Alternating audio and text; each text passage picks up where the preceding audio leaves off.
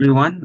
Unfortunately, couldn't join you all today in person, but I hope I can give you a good breakdown of the electromagnet component of our robot. So figuring out the circuitry between our Arduino secondary battery and electromagnet was, at least for me, pretty involved. But the diagram here outlines a pretty simple configuration where a relay sits in series between a battery and magnet, and this relay takes input signals from the Arduino to ultimately open or close the circuit. Um, Little physics review here. When you have coils of wire sending current through them gives rise to a magnetic field. And when this magnetic field interacts with an object that has a magnetic dipole, we have an attraction or repulsion between the two objects.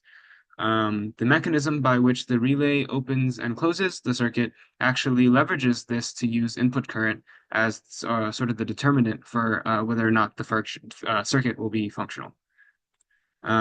Using an Arduino presents the pretty unique ability to leverage serial communication and programmatically facilitate the output of digital on or off signals.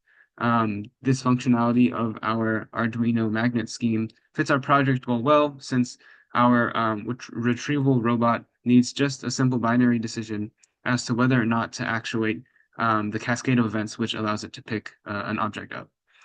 Regarding the implementation of the programmatic control of the magnet, we interfaced a Python script, highlights shown on the right here, with an Arduino sketch on the left to allow for higher level control for the Arduino's output signals.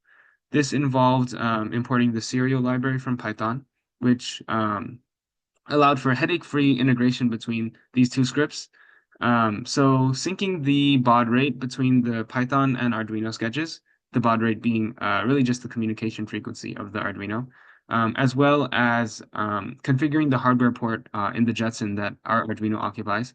This Python script was able to translate image recognition results from our RoboFlow model to digital signals for our Arduino.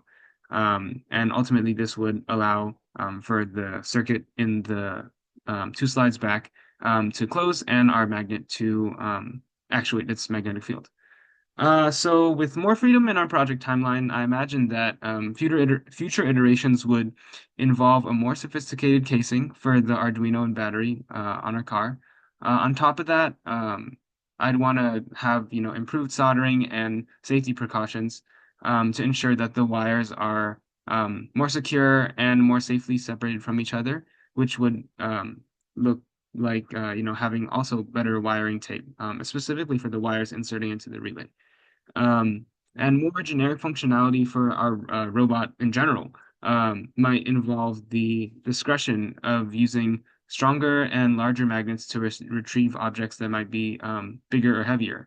But this would necessitate the categorization of the object we're trying to recognize. And in terms of implementation, we would need to delineate between the logic lines of actuating the different magnets based on um, the size or perceived weight of the recognized object. That's all I had for this portion of the presentation. Big shout out to Tigran and Anton from Team 3 for helping me get going on this part of our robot. Cheers.